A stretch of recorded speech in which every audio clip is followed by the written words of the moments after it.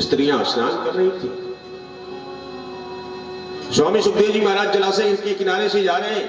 जो जिस अवस्था में स्त्री थी उसी अवस्था में खड़ा होकर के स्वामी जी को नमन करने लगी। कही कि देखो आज व्यास नंदन सुखदेव जी महाराज आ रहे हैं। सभी स्त्रियां स्वागत की। स्वामी जी आगे बढ़ गए। तब तक पीछे से व्यास जी महाराज आते हैं। जब व्यास जी महाराज आए तो व्यास जी को देख करके सभी स्त्रियां जलाशय से बाहर निकल करके अपने सिर पर पल्लू लगा लेती हैं, अपने शरीर को ढक लेती हैं, जाकर व्यास जी को नमन करती हैं। व्यास जी महाराज खड़े हो गए। कहा कि एक बात बताओ, हम तुमसे जानना चाहते हैं कि अभी अभी मेरा जुआ पुत्र इधर से गया है तो तुम्हें शर्म नहीं आई? और भला मैं तुम्हारे बाबा से अधिक उम्र का हूं, फिर भी तुम मुझे देखे शर्मा रही हो, ये क्या है? ज्योतियां हाथ जोड़ करके खड़ी हो गई। कही प्रभु अभी भी आपके बालक गए हैं, जुआ अवस्था में है, मातृगर्भ से निकल करके सीधे बने प्रस्थान किए हैं, उनसे शर्म नहीं हुई? इसलिए ये गर्भ से निकलने के बाद जब चल दिए तो अभी उनको यह ज्ञान नहीं है कि स्त्री क्या होती है, पुरुष क्या होता है। और जहां स्त्री पुरुष का कोई ज्ञान न हो तो वहां लज्जा नहीं है। लेकिन आप इतने लंबे उम्र वाले हैं कि अपने जीवन काल में आपने 18 पुराणों की रचना किया है। प्रत्येक पुराण में आपने दर्शाया है कि स्त्री क्या होती है, पुरुष क्या होता है। तो शर्म तो आपसे है, बालक से क्या शर्म है? वह तो दिगंबर है।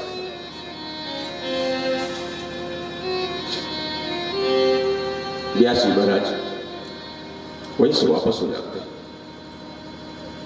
आज स्वामी सुखदेव जी महाराज एकांतवास लेकर के और अपनी तपस्या में लग गए। व्यास जी को चिंता हो जाती है कि पुत्र तो मैं इसलिए प्राप्त करना चाहता था कि भागवत धर्म का प्रचार है, लेकिन पुत्र वनवासी हुआ, किसी भी तरह से बुलाना है। तो व्यास जी महाराज छोटे छोटे अपने शिष्यों को बुलाए और बुला करके बालकों को भगवान कृष्ण के सौंदर्य का आधा श्लोक याद करा करके भेजा। कहा कि जाकर के अगर भगवान के सौंदर्य का वर्णन करोगे तो निश्चित है कि ध्यान टूट जाएगा, वापस आ जाएगा। आधा श्लोक हटा करके भेजा। छोटे छोटे बालक लोग गए, जाकर के स्वामी जी के सामने भगवान मुरली मनोहर का सौंदर्य का वर्णन किया। वरहापीडं नटवरवपुः कर्णयोः कर्णिकारं बिभ्रद्वास कनकपिशं वैजयन्तीं च माला। हमारे भगवान कैसे हैं? जो नटों में सर्वश्रेष्ठ है, जिनके कानों में कुंडल विराजमान है, जिनके गले में बैजंती माल है, ऐसे सर्वश्रेष्ठ प्रभु को मैं प्रणाम करता हूं। जैसे सौंदर्य वर्णन हुआ, स्वामी जी का ध्यान टूटा। स्वामी जी महाराज शिष्यों से कहे थोड़ा इसके आगे बताओ कैसे है। बोला नहीं महाराज, इसके बाद जानना है तो आपके पिताजी के पास से चल करके ले लें। फिर स्वामी जी सोचने लगे कि हो सकता है भगवान कैसे है, कुंडल धारण करते हैं, नटों में सर्वश्रेष्ठ है, बैजंती माला, ठीक है जाओ, वापस कर दिया। फिर से लोग कहे कि ध्यान तो टूटा लेकिन वापस नहीं आए। व्यास जी महाराज ने कहा पूरा श्लोक का गान करो, गान करो, निश्चित ही वापस आ जाएगा। तो पूरा श्लोक का ज्ञान करना शुरू कर, गान करना शुरू कर दिया। दूसरी बार में कि वरहापीडं नटवरवपुः कर्णयोः कर्णिकारं बिभ्रद्वास कनकपिशं वैजयन्तीं च मालां। रन्ध्रानि वेणुरधरसुधया पूरयन् गोपवृन्दै वृंदारण्यम सुभद्रवणम प्राविशद कीर्तिः। भगवान कैसे हैं? तो जो नटों में सर्वश्रेष्ठ है, कानों में कुंडल है, गले में बैजंती माल है, जिनका श्याम वर्ण है, जिनके अधरों पर मुरली विराजमान है, जो मोर मुकुट धारण किया रहता है, गोप ग्वाल गोपियों के साथ जो वृंदावन में पद यात्रा किया करता है, ऐसे बाल मुकुंद भगवान को हम सतत कोटि कोटि प्रणाम करते हैं।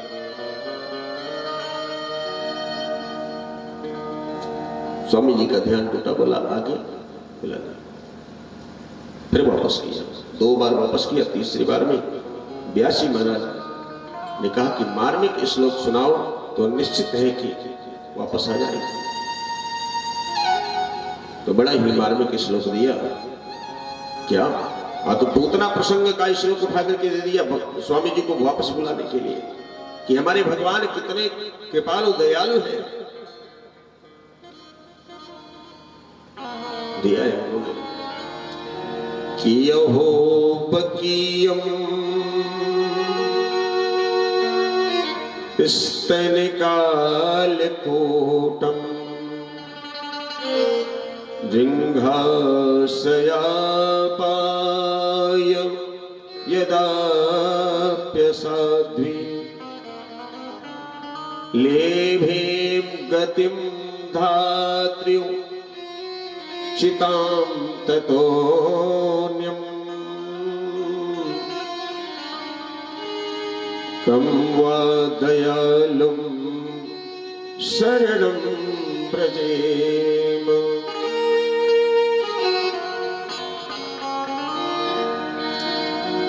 हमारे भगवान कैसे हैं?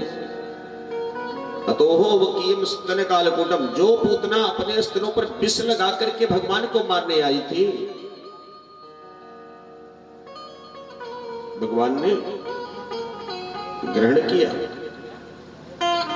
लेकिन उसकी बुराइयों पर थोड़ा सा भी प्रभु ने ध्यान नहीं दिया कि विष लगा करके आई है।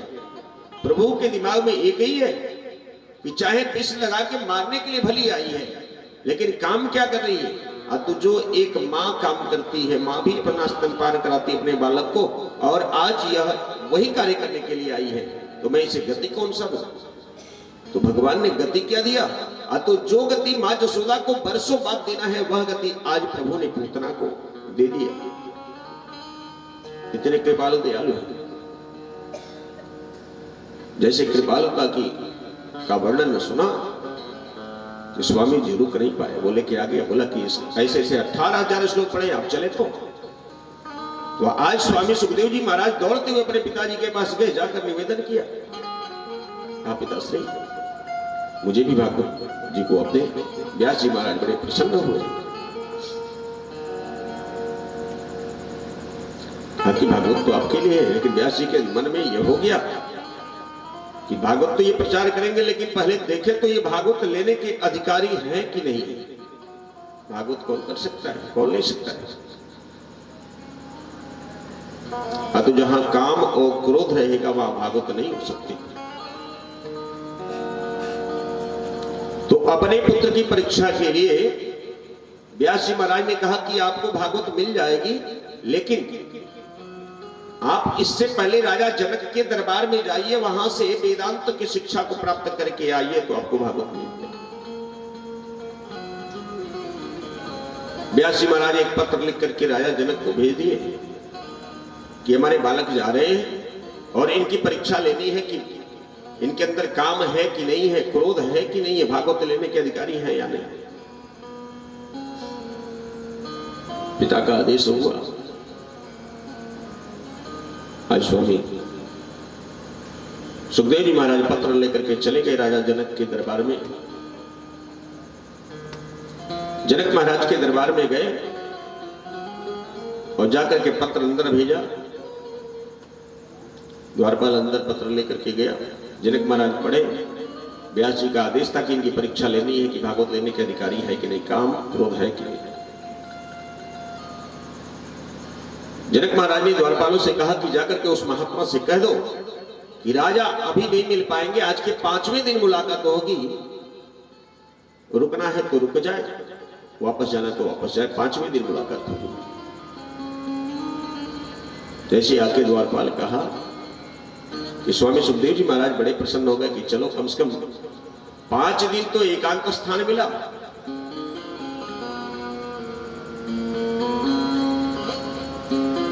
वहीं पर स्वामी सुखदेव जी महाराज यथावत स्थान खड़े रह गए। 1 दिन 2 दिन 4 दिन 4 दिन का जब समय बीत गया, 5वें दिन जनक महाराज द्वारपाल को भेजे, कहा कि जाके देखो कि आज 5 दिन से खड़े हैं, क्या खड़े होने के कारण उनके अंदर क्रोध उत्पन्न हुआ है कि नहीं। द्वारपाल आके जाके बताया, कहा कि राजन, ऐसा महात्मा तो हमने आज तक कभी नहीं देखा। जिस मुद्रा में पहले दिन खड़े थे, उससे अधिक प्रसन्न मुद्रा में आज 5वें दिन भी खड़े हैं, उसी स्थान पर खड़े के खड़े प्रसन्न है, क्रोध नहीं है। जनक महाराज ने पत्र पर लिख दिया कि क्रोध पर विजय प्राप्ति है। बुलावा आया कि अंदर बुलाया जाए। जब जनक महाराज बुलाते हैं, स्वामी सुखदेव जी अंदर गए तो सुंदर सुंदर युवतियों को बैठाया था, अप्सराओं को बैठाया था।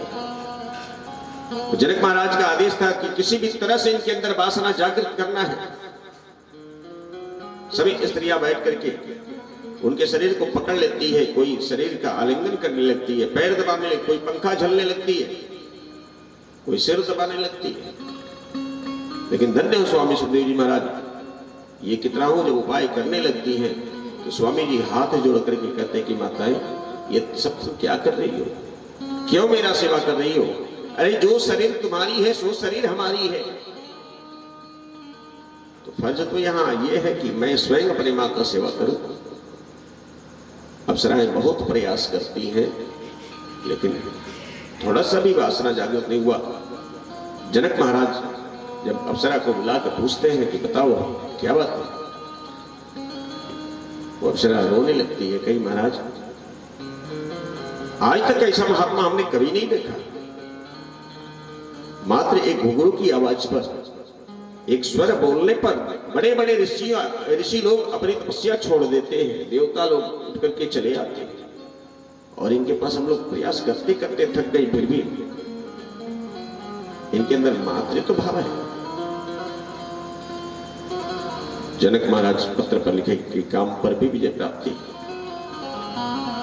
जनक महाराज अपना सिंहासन छोड़ करके आते हैं स्वामी सुखदेव जी महाराज के पास।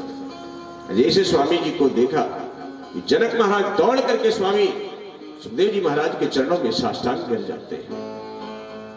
स्वामी जी हाथ मुड़ाए, बोला राजन ये क्या है? कहा प्रभु आप मुझे क्षमा करें, हमारे द्वारा आपको बड़ा कष्ट भोगना पड़ा, लेकिन प्रभु इसमें हमारी कोई गलती नहीं है, ये तो आपके पिता का आदेश था, उस आदेश का मैंने पालन किया है।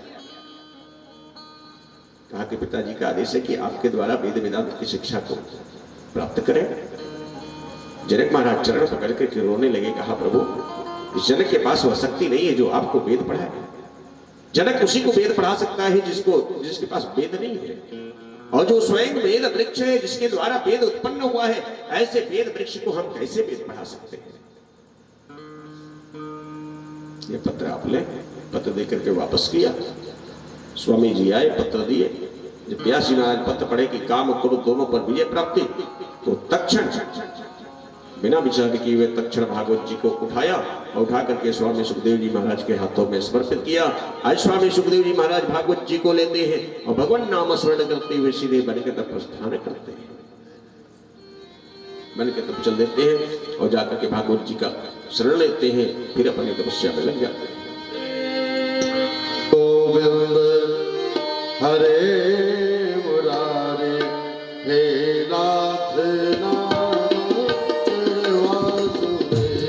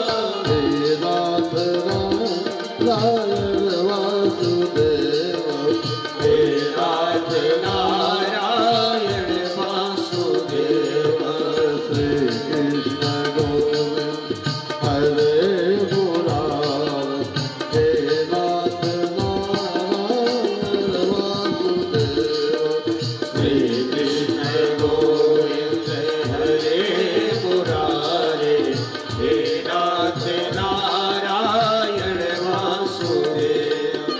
आप सभी लोग गा सकते हैं, कोई टेढ़ा मंत्र तो नहीं है ना?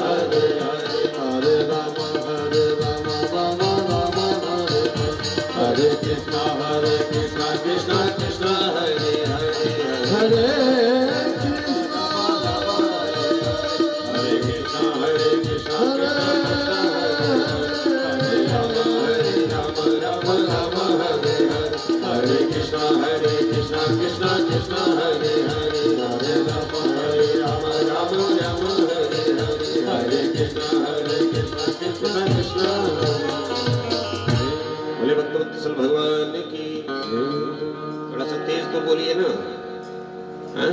एक तो सूचक गांव में संख्या कम है ना। कथा में कौन आता है देखिए,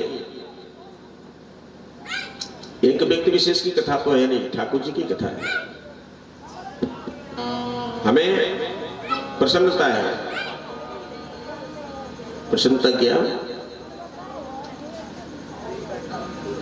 कि सोना 3 तरह का होता है। कैसा कैसा होता है? तो 22 कैरेट, 23 कैरेट और 24 कैरेट, ये सोना होता है ना। इन सोना में सबका नाम तो सोना है, लेकिन तीनों में अंतर है।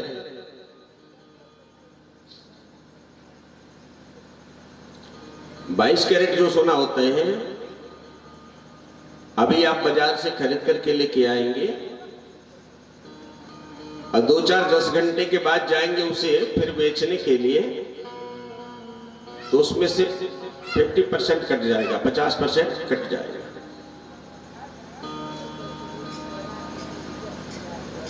आधा पैसा मिला, आधा पैसा गायब हो गया। 23 कैरेट सोने में जाएंगे तो 23 कैरेट का सोना क्या होगा?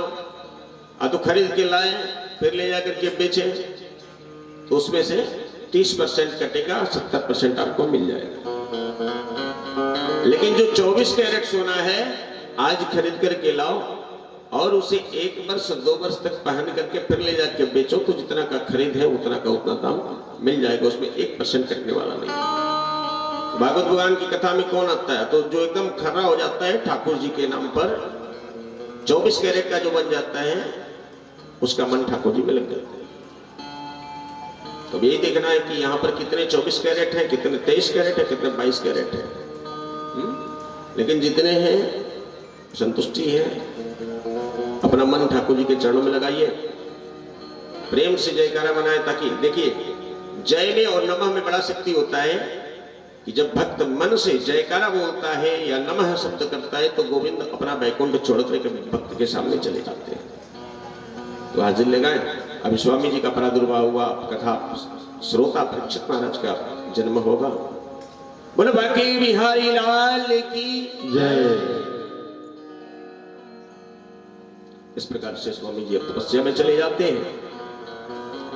शौनकादिक ऋषियों ने कहा कि महाराज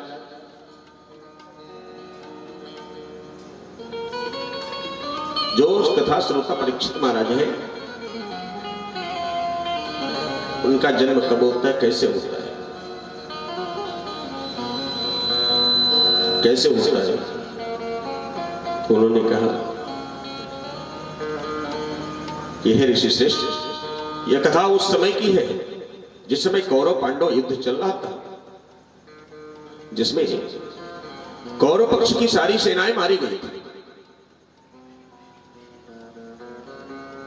कौरव पक्ष में कोई नहीं बचा था, मात्र एक बचने के लिए दुर्योधन बचा हुआ था, वह भी असहाय अवस्था में, जिसका पैर टूटा हुआ था, अकेले वह भवन में पड़े हुए कराह रहा था।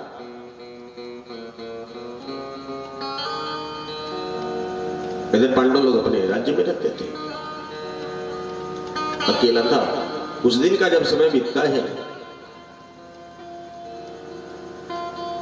तो दुर्योधन का परम प्रिय मित्र गुरु द्रोणाचार्य का पुत्र अश्वत्थामा आता है। अश्वत्थामा आया और आकर के जब भवन में प्रवेश किया, अपने मित्र की इस दशा को देखा कि पैर टूटा हुआ है, अकेले करा रहा है, तो पूछ दिया, मित्र यह दशा किसने की है? कराते हुए दुर्योधन ने कहा कि हमारा इस संसार में कोई शत्रु नहीं है, बस शत्रु है तो कौन? तो पांडव है, पांडवों ने मेरी ये दशा की। अब पांडवों का नाम सुनकर के अश्वत्थामा क्रोधित हो गया। कहा, मित्र इसका बदला मैं पांडवों से लूंगा और अभी लूंगा।